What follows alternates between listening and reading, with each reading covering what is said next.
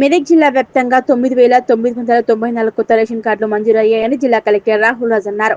మెదక్ జిల్లా వెల్దుర్తి మండల కేంద్రంలోని రైతు వేదిక ఆవరణలో ఏర్పాటు చేసిన కొత్త రేషన్ కార్డుల పంపిణీ కార్యక్రమంలో కలెక్టర్ రాహుల్ రాజ్ పాల్గొన్నారు. స్థానిక ఎమ్మెల్యే సుంతా లక్ష్మారెడ్డితో కలిసి కొత్త రేషన్ కార్డు పంపిణీ కార్యక్రమం నిర్వహించారు. ఈ సందర్భంగా ఏర్పాటు చేసిన సమావేశంలో వారు మాట్లాడుతూ తెలంగాణ ప్రభుత్వం సన్నబియ్యం పంపిణీ చేయడంలో నిరుపేదలు వాటిని సద్వినియోగం చేసుకుంటున్నారన్నారు. ఇంకా కొంతమంది రేషన్ కార్డు లేని వారు ఉన్నారని, వారు తెల్ల కాగితంపై దరఖాస్తు చేసుకుంటే వారికి రేషన్ కార్డులో అందే విధంగా చొరవ తీసుకోవాలని ఎమ్మెల్యే సుంతా లక్ష్మారెడ్డికి కలెక్టర్ విజ్ఞప్తి చేశారు. బీఆర్ఎస్ ప్రభుత్వ హయాంలో కూడా కొత్త రేషన్ కార్డులు పంపిణీ చేశామని, రేషన్ కార్డు ప్రతి కుటుంబానికి ఒక ప్రామాణికమైన ప్రతి రేషన్ కార్డు కోసం దరఖాస్తు చేసుకోవాలన్నారు. అదేవిధంగా ఒకసారి 200 యూనిట్లు ఫ్రీ వస్తే తర్వాత మళ్ళీ 201 యూనిట్ వచ్చినా దాన్ని ఏం చేస్తున్నారంటే ఇప్పుడు మళ్ళీ పాత బిల్లన్నీ కూడా పెండింగ్ కట్టమని చెప్పేసి చెప్తా ఉన్నారు. దాన్ని కూడా కొంత స్ట్రైటన్ చేయాల్సి అంటే ఫీల్డ్లో ఉన్నటువంటి సమస్యలు మీ దృష్టికి తీసుకొస్తానని చెప్పేసి కూడా తెలియజేస్తారు. గ్యాస్ సబ్సిడీ కూడా మరి 500 రూపీస్ గ్యాస్ కానీ చాలా మందికి పడట్లేదు, దాన్ని కూడా ఇవ్వాల్సిందిగా కూడా నేను ఈ సందర్భంగా కోరుతాను.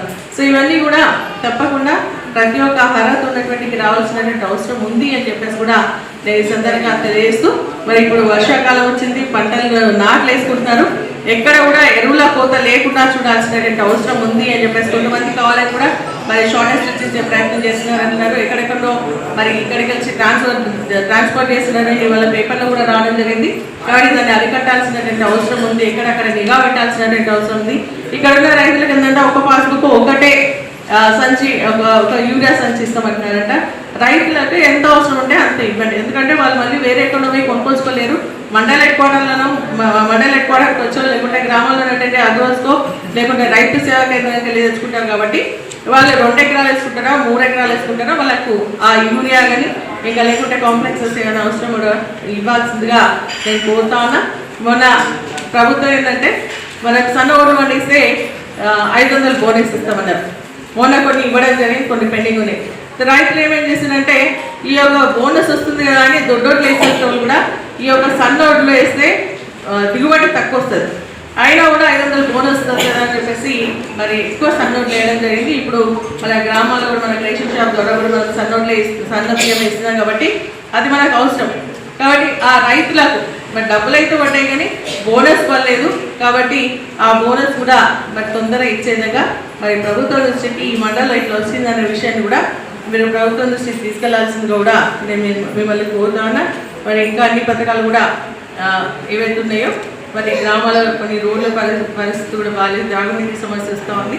అవన్నీ కూడా కలెక్టర్ గారు వచ్చింది కాబట్టి కలెక్టర్ దృష్టికి తీసుకొస్తూ ఈరోజు లబ్ధి పొందినటువంటి లబ్ధిదారులందరూ కూడా మరొకసారి మనస్ఫూర్తిగా అభినందిస్తూ ఇంకా కూడా ఏంటంటే పథకాలు అందొచ్చే విధంగా ఈ యొక్క అవకాశాన్ని మీరందరూ కూడా మళ్ళీ ఇవ్వాల్సిందిగా కూడా మీకు తెలియజేస్తూ నాకు ఈ అవకాశం కల్పించిన మీరందరూ కూడా ధన్యవాదాలు తెలియజేస్తున్నాను. జిల్లా వ్యాప్తంగా సుమారుగా 9,964 మంది కుటుంబాలకు మనకు కొత్త రేషన్ కార్డ్స్ జిల్లా వ్యాప్తంగా కూడా ఇవ్వడం జరుగుతూ ఉంది.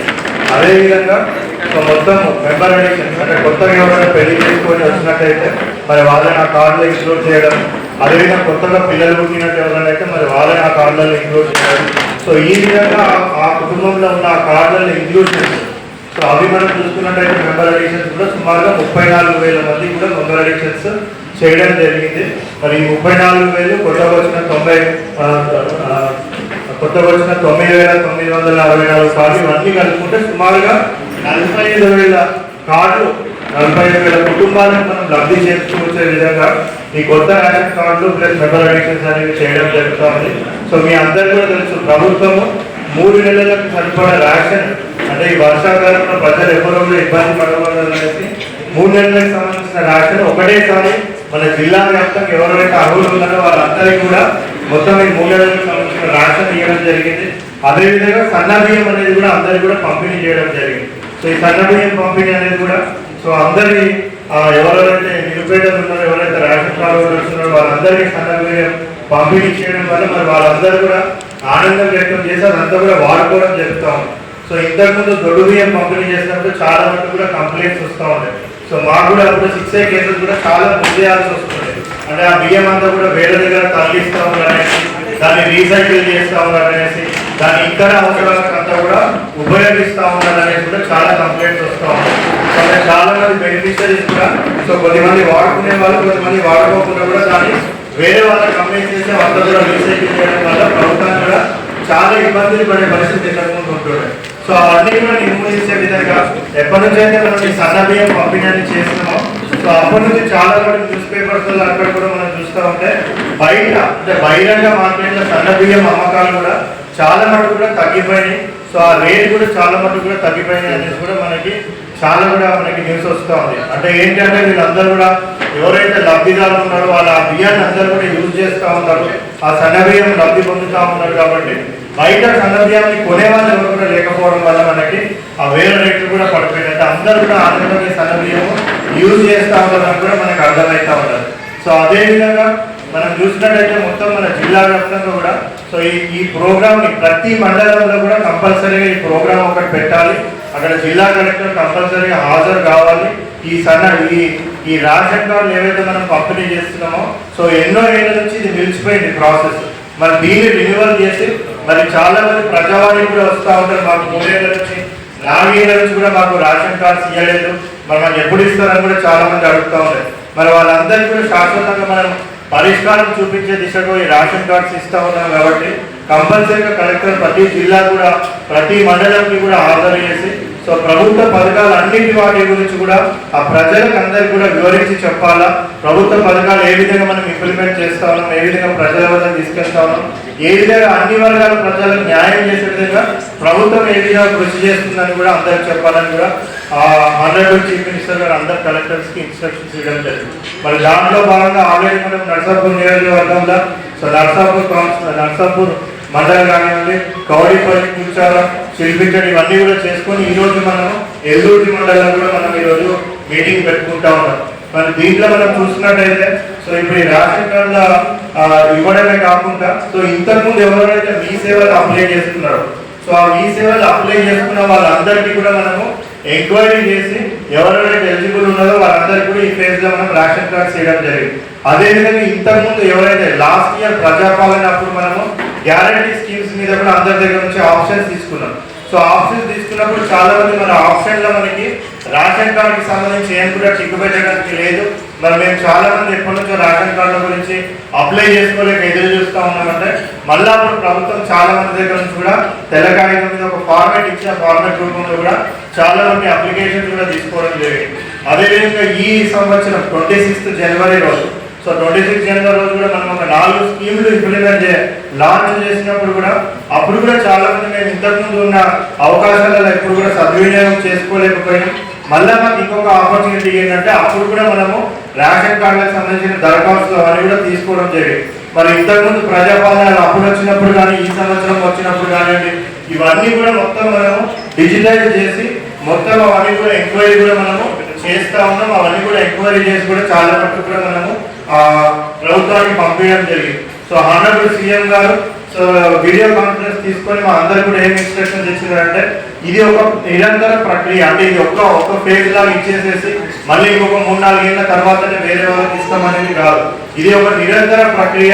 ఇప్పుడు ఏదైతే మనం ఇస్తా ఉన్నామో వీళ్ళే కాకుండా ఇంతకుముందు ప్రజాపాలనలు అప్లై చేసుకున్న వాళ్ళు, ఈ సంవత్సరం ప్రజాపాలన గ్రామ సభలలో అప్లై చేసుకున్న వాళ్ళు, కొత్తగా మీ సేవలు అప్లై చేసుకుంటున్న వాళ్ళు, ఇంకా ఎవరైనా అప్లై చేసుకోకుండా ఉంటే వాళ్ళు కూడా మీ సేవలు అప్లై చేసుకున్నట్టయితే వాళ్ళందరినీ కూడా ఎంక్వైరీ చేసి మరి వాళ్ళందరిలో ఎవరైతే అర్హులు ఉన్నారో వాళ్ళందరికీ కూడా రేషన్ కార్డులు పంపిణీ చేయాలా.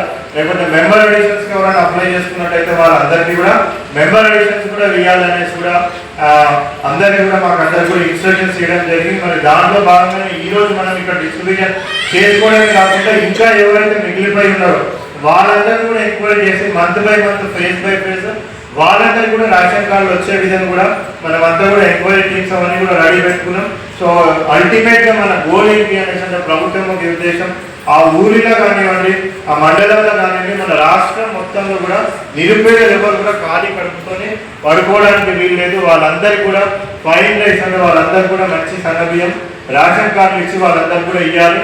మళ్ళీ రేషన్ కార్డుతోని వేరే ఇతర సౌకర్యాలు ఏమన్నా కల్పించాలంటే కూడా అవన్నీ కూడా వాళ్ళకి వచ్చే విధంగా చూడాలనేసి కూడా ప్రభుత్వం ఒక ఉద్దేశం. మరి దానికి తగ్గట్టుగానే ప్రభుత్వం ముందుకు వెళ్తా ఉంది. సో అదేవిధంగా రైతులని ఉపయోగపడే విధంగా మీ అందరికీ తెలుసు 9 రోజులలో 9,000 కోట్లు రైతుల ఖాతాలలో వేస్తామనేసి ప్రభుత్వం చెప్పినట్టుగానే మన జిల్లాలో కూడా ఎవరైతే రైతులు ఉన్నారో సుమారుగా 2,60,000 మన గౌరవ ముఖ్యమంత్రి గారు ఏదైతే రేషన్ కార్డ్స్ పంపిణీ కార్యక్రమం చేయాలని చెప్పేసి చెప్పడం జరిగిందో దాన్ని ఆల్రెడీ ఒకసారి ఇప్పుడు మన పెద్దల మోహన్ రెడ్డి గారు చెప్పినట్టుగా మన ఇన్ఛార్జ్ మంత్రి గారు వచ్చినప్పుడు నర్సాపూర్లో ప్రారంభించుకొని తర్వాత మళ్ళీ కూడా ఏంటంటే ఈ యొక్క వారం 25వ తారీఖు నుంచి ఇప్పటి వరకు కూడా మరి 10వ తారీఖు వరకు దరఖాస్తు నుంచి 25వ తారీఖు నుంచి 10వ తారీఖు వరకు ఈ యొక్క కార్యక్రమాన్ని ప్రతి మండల హెడ్ క్వార్టర్లో చేయాలి అని చెప్పేసి చెప్పడంతో మళ్ళీ మన మండలానికి రావడం జరుగుతోంది. లబ్ధిదారులైనటువంటి మీ అందరూ కూడా పేరు పేరు హృదయపూర్వక శుభాకాంక్షలు తెలియజేస్తాను. ఈరోజు రేషన్ కార్డు తీసుకునేటువంటి వాళ్ళందరినీ కూడా మరి నేను మనస్ఫూర్తిగా అభినందిస్తా ఉన్నాను. ఈ రేషన్ కార్డు అనేది చాలా అవసరం. ఎందుకంటే రేషన్ కార్డు లేకపోతే మనకు ప్రభుత్వం నుంచి వచ్చేటువంటి ఏ పథకం కూడా రాదు. మన కుటుంబంగా ఒకరు ఉందా అంటే అందరం కలిసి ఉన్నాము అంటే ఆ కుటుంబం గుర్తింపు ఉండాలంటే రేషన్ కార్డు కంపల్సరీ. ఎందుకంటే మనం అందరం కూడా ఒక ఫోటో తీస్తాం, ఆ ఫోటోకి సంబంధించిన ఎక్కడ పోయినా కూడా మనకు ఒక ఐడెంటిటీ అనేది మరి యొక్క రేషన్ కార్డు ద్వారా వస్తుందని చెప్పేసి కూడా నేను తెలియజేస్తాను. ఈ రేషన్ కార్డు లేకపోవడం వల్ల చాలా మంది కూడా కలెక్టర్ గారు చెప్పినట్టుగా ప్రజాపాలనలో దరఖాస్తు పెట్టుకున్న 4 స్కీమ్స్ ఏవైతే ఇచ్చిందో దాంట్లో కూడా అర్హత ఉన్నా కూడా మరి దాన్ని అందుకోలేకపోవడం జరిగింది. అందుకే తెల్ల రేషన్ కార్డు కావాలనేటువంటి వాళ్ళందరూ కూడా ఒక తెల్ల కాగితం మీద మరి రాపిచ్చేసి ఇవ్వడం జరిగింది. అయితే ఆ రేషన్ కార్డు అనేది ఏంటంటే మనకి ఎందుకు అవసరం అని చెప్తా ఉన్నామంటే మనకి బియ్యం వస్తుంది, సంక్షేమ పథకాలు సబ్సిడీ నుంచి వచ్చేటువంటి లోన్స్ ఏవైతే ఉన్నాయో అవి మనకు రావడం జరుగుతుంది. మన పిల్లలకు స్కూల్లో ఎడ్యుకేషన్ కావాలంటే స్కూల్లో జరిపేయాలంటే రేషన్ కార్డు అవసరం. అదేవిధంగా స్కాలర్షిప్లు రావాలన్నా మనకు రేషన్ కార్డు అవసరం.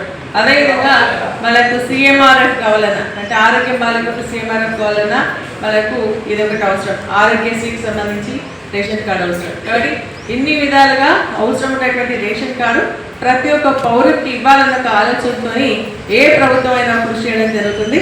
మరి గత ప్రభుత్వంలో కూడా కేసీఆర్ గారి నాయకత్వంలో దశాబ్ది ఉత్సవాల్లో భాగంగా అంతకుముందు కూడా దాదాపు 6,80,000 రేషన్ కార్డులు ఇవ్వడం జరిగింది. కలెక్టర్ గారు చెప్పినట్టుగా నిరంతర ప్రక్రియ.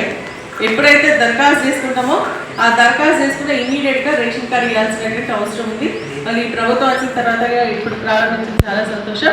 ఇంకా కూడా మరి కలెక్టర్ గారు వాళ్ళు ఉంటుంది వాళ్ళు చెప్పడం జరిగింది ఏంటంటే తెల్ల కాగితం పైన రాసిచ్చిన వాళ్ళని పరిశీలిస్తున్నామని చెప్పేసి చెప్తా ఉన్నారు. అదంతా కూడా పరిశీలించి ప్రతి ఒక్కరు కూడా రేషన్ కార్డు ఇవ్వాల్సింది కూడా. ఎందుకంటే అర్హత ఉన్నటువంటి ఎవరు కూడా మిగిలిపోవద్దు అనేది మా ప్రధానమైనటువంటి ఉద్దేశం. కాబట్టి అర్హత ఉన్నటువంటి ప్రతి ఒక్కరు కూడా వెరిఫై చేసి, ఎందుకంటే మీ సేవలో పెట్టుకున్నటువంటి వాళ్ళందరికీ ఇస్తున్నాం ఇప్పుడు. అదేవిధంగా మళ్ళీ ఇంకెవరైనా మిగిలిపోతే కూడా మీ సేవలో పెట్టుకోండి. అదేవిధంగా తెల్ల కాగితాల పైన రాసినటువంటి వాటికి కూడా మరి వెరిఫై చేసి వారందరూ కూడా రేషన్ కార్డ్స్ ఇవ్వాల్సిందిగా కూడా నేను ఈ సందర్భంగా కోరుతాను. ఇంకా ప్రభుత్వ పథకాలు 6 గ్యారంటీలకు సంబంధించిన కూడా చాలా మంది ఏంటంటే అర్హత ఒక గ్యాస్కి కావాలన్నా సబ్సిడీ కావాలన్నా లేదంటే ఇప్పుడు మనకి గృహజ్యోతి కావాలన్నా పెన్షన్కి అప్లై చేసుకోవాలన్నా ఇల్లుకి అప్లై చేసుకోవాలన్నా రేషన్ కార్డు లేకుండా పోయింది. కానీ ఇప్పుడు మళ్ళీ కొత్తగా ఆ స్కీమ్ ప్రజాపాలన మళ్ళీ ప్రారంభించి ఇప్పుడు రేషన్ కార్డు ఇస్తున్నటువంటి వాళ్ళకి లబ్ధిదారులందరూ కూడా ఈ యొక్క పథకాలు అంది వచ్చే విధంగా చేయాలని చెప్పేసి కూడా నేను కోరుతా ఉన్నాను. మరి అదేవిధంగా వడ్డీ లేని రుణాల గురించి చెప్పడం జరిగింది. చాలా సంతోషం. మొన్న సెప్టెంబర్ వరకు ఇవ్వడం జరిగింది. ఇంకా కూడా ఇవ్వాల్సినటువంటి అవసరం ఒక సంవత్సరం అవి కూడా తొందరలోనే ఇస్తే మా మహిళలందరూ కూడా బాగా కట్టుకుంటా ఉన్నారు. సరే వాటికి మనం ఎదురు చూడకుండా కూడా కట్టుకుంటారు కాబట్టి ఖచ్చితంగా అవి కూడా ఇచ్చేస్తే ఇంకా వాళ్ళని ఎంకరేజ్ చేసినట్టు అవుతుందని చెప్పేసి కూడా నేను తెలియజేస్తాను. మరి ఇదేంటంటే ప్రభుత్వం 20 లక్షల రూపాయల వరకు వడ్డీ లేని రుణాలు ఇస్తామని చెప్పడం జరిగింది.